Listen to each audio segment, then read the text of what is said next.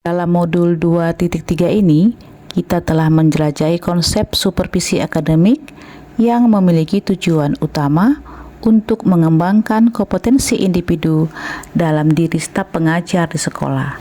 Pendekatan yang digunakan adalah coaching yang memiliki 3 prinsip, yaitu kemitraan, proses kreatif, dan memaksimalkan potensi. Kompetensi inti coaching yang harus dimiliki diantaranya adalah kehadiran penuh atau presence, mendengarkan aktif, dan mengajukan pertanyaan berbobot. Percakapan berbasis coaching menggunakan alur tirta, yaitu tujuan, identifikasi, rencana aksi, dan tanggung jawab. Terdapat 3 tahapan dalam supervisi akademik, yaitu praobservasi atau perencanaan, observasi atau pelaksanaan, dan pasca observasi atau tindak lanjut. Emosi-emosi yang dirasakan terkait pengalaman belajar. Yang pertama, adanya rasa cemas. Saya merasa cemas sebelum mengetahui isi dari modul 2.3 ini. Cemas ini muncul karena saya khawatir bahwa saya mungkin tidak akan mampu memahami materi ini dengan baik. Yang kedua, rasa tertarik. Setelah melakukan eksplorasi konsep, minat saya untuk lebih memahami isi dari modul ini mulai tumbuh. Yang ketiga, gembira. Saya merasa sangat senang ketika saya berhasil melakukan praktik coaching. 4, yaitu rasa optimis. Selain itu, saya juga merasa sangat optimis bahwa saya bisa mengimplementasikannya di sekolah, di mana tempat saya bekerja saat ini. Apa yang sudah baik berkaitan dengan keterlibatan dirinya dalam proses belajar. Saya sudah mampu berkolaborasi dengan rekan sesama CGP saat mempraktikkan proses coaching menggunakan alur tirta dan sesuai dengan prinsip coaching dalam ruang kolaborasi dan demonstrasi kontekstual, baik berperan sebagai coach, coachee, maupun sebagai pengamat. Apa yang perlu diperbaiki terkait dengan keterlibatan dirinya dalam proses belajar? Yang perlu diperbaiki adalah kemampuan dalam mengajukan pertanyaan berbobot agar dapat menggali informasi permasalahan pada diri coachee sehingga dapat menemukan solusi atas permasalahan yang dihadapi. Keterkaitan terhadap kompetensi dan kematangan diri pribadi. Setelah mengikuti modul 2.3 tentang coaching dalam supervisi akademik, saya telah melihat perkembangan kompetensi saya. Hal ini tercermin dari kemampuan saya dalam menerapkan proses coaching dengan menggunakan alur tirta, baik sebagai coach, coachee, maupun sebagai pengamat. Ketika saya terlibat dalam proses coaching, penting bagi saya untuk dapat mengontrol asumsi-asumsi pribadi dan emosi agar saya dapat berpikir dan bertindak secara matang sesuai dengan prinsip-prinsip coaching, seperti kemitraan, proses kreatif, dan pemanfaatan potensi secara maksimal. Memunculkan pertanyaan kritis yang berhubungan dengan konsep materi dan menggalinya lebih jauh. Bagaimana caranya agar konsep coaching dapat diimplementasikan dalam proses supervisi di lingkungan sekolah? Prinsip coaching dapat diterapkan dengan kondisi bahwa kepala sekolah memiliki pemahaman mengenai coaching dalam konteks supervisi akademik dan bersedia menerapkannya.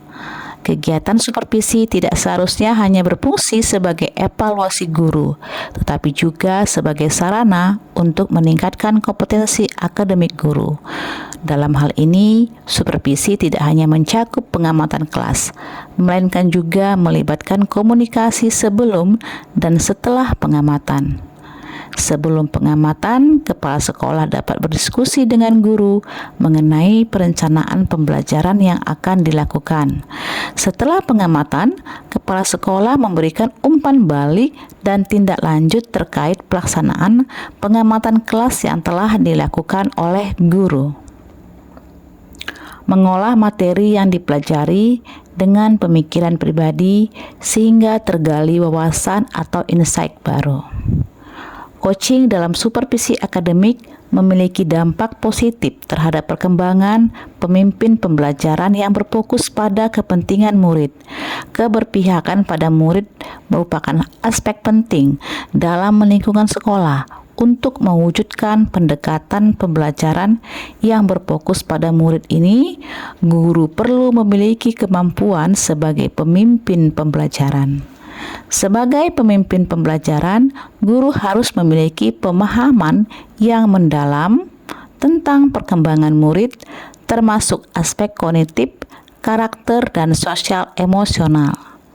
Oleh karena itu, tujuan dari coaching dalam supervisi akademik adalah untuk mengembangkan kompetensi guru sehingga kinerja mereka meningkat dan pendekatan pembelajaran yang berfokus pada murid dapat tercapai dengan baik.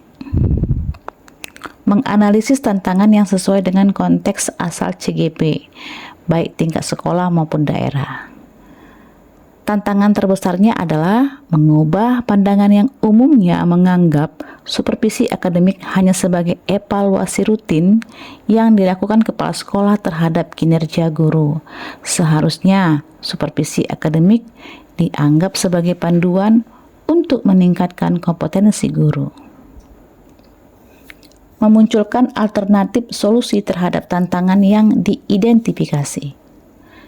Yang pertama, salah satu pilihan tindakan yang bisa diambil adalah mengadakan pertemuan atau rapat dengan seluruh anggota komunitas sekolah. Melalui pertemuan tersebut, kita bisa mencoba untuk menyatukan pemahaman semua orang tentang apa yang dimaksud dengan supervisi akademik.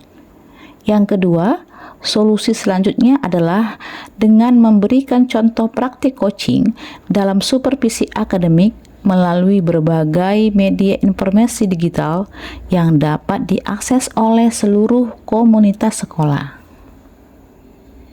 Pengalaman masa lalu. Tiap guru pasti mengalami proses supervisi oleh kepala sekolah dan pengawas sekolah. Namun sering sekali proses ini dijalani sebagai kewajiban rutin tanpa pemahaman mendalam tentang esensi supervisi. Supervisi akademik terbatas pada observasi kelas oleh kepala sekolah atau pengawas, tanpa melibatkan tahap-tahap tersebut penerapan di masa mendatang. Ke depan, kegiatan supervisi harus menjadi salah satu komponen utama dalam upaya sistematis untuk meningkatkan kompetensi guru dalam aspek akademik. Prinsip-prinsip coaching seperti kemitraan yang erat, pemanfaatan proses kreatif, dan peningkatan potensi harus diterapkan secara efektif dalam setiap tahap supervisi. Dengan demikian, supervisi tidak hanya menjadi penilaian rutin, tetapi juga menjadi sarana pengembangan berkelanjutan yang memungkinkan guru untuk mencapai potensi akademik mereka yang sebenarnya. Konsep atau praktik baik yang dilakukan dari modul lain yang telah dipelajari. Modul 2.1. Dalam pembelajaran berdiferensiasi, siswa dikelompokkan berdasarkan kebutuhan belajar mereka dengan tujuan untuk mengoptimalkan potensi masing-masing. Hal serupa juga berlaku dalam praktik coaching, di mana potensi coaching harus dioptimalkan sehingga mereka dapat mengidentifikasi solusi mereka sendiri untuk mengatasi tantangan yang mereka hadapi. Modul 2.2. Dalam pembelajaran sosial emosional, terdapat teknik berupa stop dan mindfulness yang digunakan untuk menciptakan lingkungan yang lebih kondusif. Ketika melakukan coaching, seluruh coach juga perlu menerapkan teknik ini agar dapat menjaga fokus dan hadir sepenuhnya saat melakukan proses coaching. Konsep atau praktik baik yang dilakukan dari modul lain yang telah dipelajari. Praktik baik yang telah dilakukan adalah melakukan coaching pada murid yang mengalami masalah dalam proses pembelajaran. Selain itu, membantu rekan sejawat dengan cara coaching dalam menemukan alternatif solusi yang harus ia tempuh. Keberagaman ini menjadikan proses coaching menjadi lebih bervariatif dan tidak kaku, hingga terbentuknya hubungan yang harmonis dan iklim budaya positif di sekolah. Informasi yang didapat dari orang atau sumber lain di luar bahan ajar pendidikan guru penggerak. Informasi lain di luar pembelajaran saya peroleh dari kegiatan literasi, bahan bacaan, berupa jurnal hasil penelitian. Selain itu, video coaching dari YouTube juga membantu saya untuk dapat terus berusaha melakukan coaching menjadi lebih bermakna.